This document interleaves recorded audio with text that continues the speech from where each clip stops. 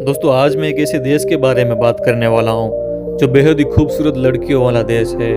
ये एक ऐसा महान और शक्तिशाली देश है जिसने दुनिया की सबसे बड़ी ताकत यानी अमेरिका को इतिहास के पन्नों में दर्ज एक भीषण युद्ध में हराया था। यहाँ के लोगों को मछली और छिपकली दोनों ही पकड़ना पसंद है।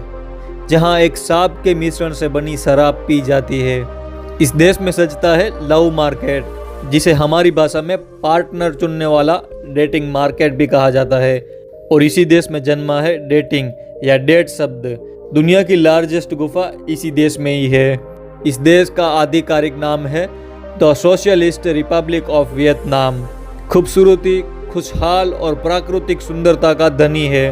2023 के आंकड़ों के मुताबिक करीब 9 करोड़ 89 लाख लोग रहते हैं। इसके साथ यह पूरी दुनिया में 16वें नंबर पर आता है। वियतनाम को दुनिया का 48वां सबसे घनी आबादी वाला देश माना जाता है।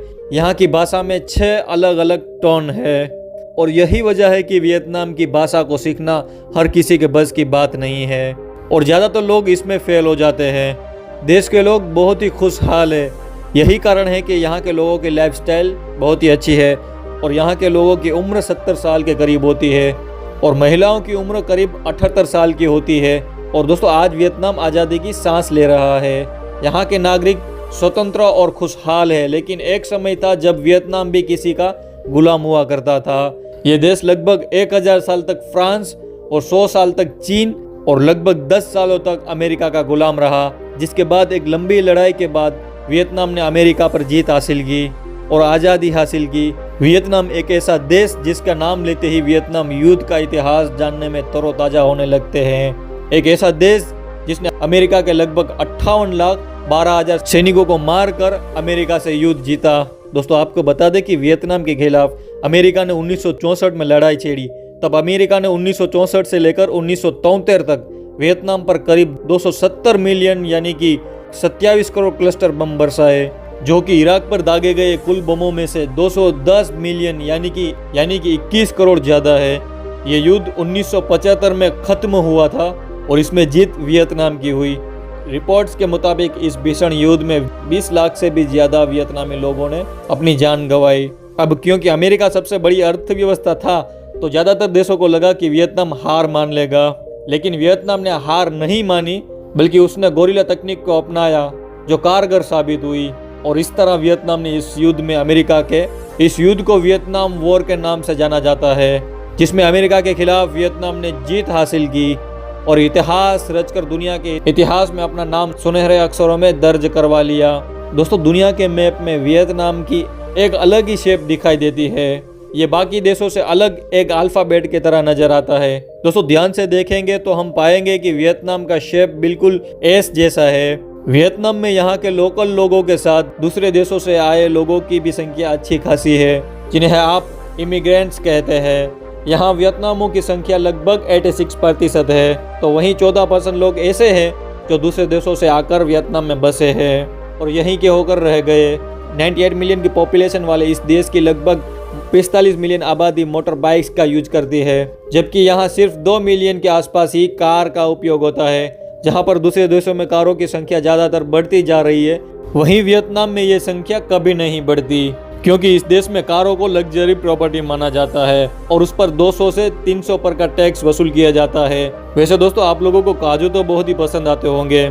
दुनिया का लगभग हर इंसान काजू का दीवाना है, क्योंकि ये खाने में जितना स्वादिष्ट है सेहत के लिए उतना ही फायदेमंद है। लेकिन क्या आप जानते हैं कि काजू का सबसे बड़ा उत्पादक देश वियतनाम है। दुनिया का लगभग 45% काजू वियतनाम में ही पैदा होता है और इसे दुनिया भर में एक्सपोर्ट भी किया जाता है। अगर आप कॉफी या चावल के दीवाने हैं तो आपको वियतनाम जरूर जाना चाहिए, क्योंकि वियतनाम में बड़ी संख्या में कॉफी की बागात होती है। साथ ही चावल भी यहाँ की प्रमुख फसलों में से एक है। अगर आप कॉफी और चावलों को एक्सपोर्ट करने में देखेंगे तो वियतनाम दुनिया का दूसरा सबसे बड़ा देश है जो कॉफी और चावलों का निर्यात करता है। इसके अलावा इस देश को काली मिर्च का राजा भी कहा जाता है, क्योंकि वियतनाम दुनिया में काली मिर्च का सबसे बड़ा निर्यातक है। वियतनाम की लिटरेसी रेट 95.7% है। यह देश संस्कृति और परंपराओं को आज भी प्राचीन काल की तरह फॉलो करता है। यहाँ आज भी स्कूल में घंटियां नहीं बल्कि पारंपरिक गंग बजाए जाते हैं। इसके अलावा तमाम डेवलप कंट्रीज में इस देश की बेरोजगारी दर सबसे कम है। इस देश में आपको कोई भी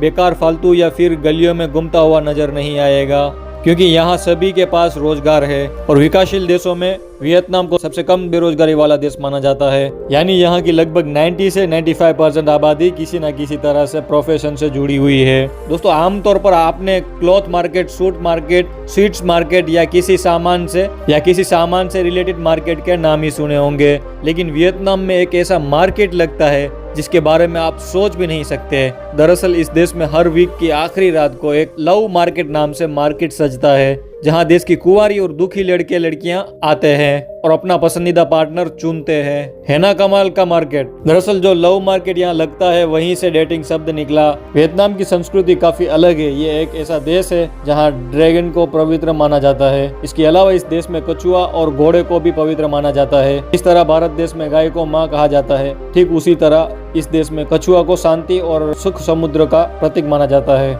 लगभग दुनिया भर में नए साल का जश्न 1 जनवरी को मनाया जाता है, लेकिन वियतनाम इस मामले में भी सबसे हटके है। यहाँ नया साल 1 जनवरी को नहीं बल्कि फरवरी के पहले वीक में मनाया जाता है। इस दिन वियतनाम में रहने वाले लोग फुल एंजॉय करते हैं, पार्टी करते हैं और खूब शोर शराब भी मचाते हैं। असल में आप वियतनाम के लोगों को थोड़ा अंधविश्वासनीय मान सकते हैं, क्योंकि वियतनाम के लोगों का मानना है क्योंकि नए साल के जश्न में शोर शराबे की आवाज से बुरी आत्माएं दूर होती है। फुटबॉल वियतनाम का सबसे लोकप्रिय खेल है। इसके अलावा यहाँ table tennis, volleyball, badminton, tennis और मार्शल आर्ट्स भी काफी फेमस है। वहीं बात की जाए इस देश की पारंपरिक खेल की तो उसका नाम है सेपक टकराव। आपको बता दें कि वियतनाम में खेले जाने वाला पारंपरिक खेल कुछ वॉलीबॉल के जैसा है, जिसमें खिलाड़ी गेंद को किक करने के लिए अपने पैरों का यूज करते हैं। यूं तो वियतनाम उन देशों में शामिल है जहां पर देह व्यापार को गैर कानूनी माना जाता है। देश में ऐसे कई कानून भी है जिसे सख्ती से लागू किया गया है, लेकिन हैरान करने वाली बात तो यह है कि कानून लागू होने के बाद भी इस देश की लगभग 80,000 से ज्यादा महिलाएं इस धंधे में शामिल है। कोई खुद से तो कोई फोर्सफुली, लेकिन यहाँ की आधी से ज्यादा महिलाएं देह व्यापार में शामिल है।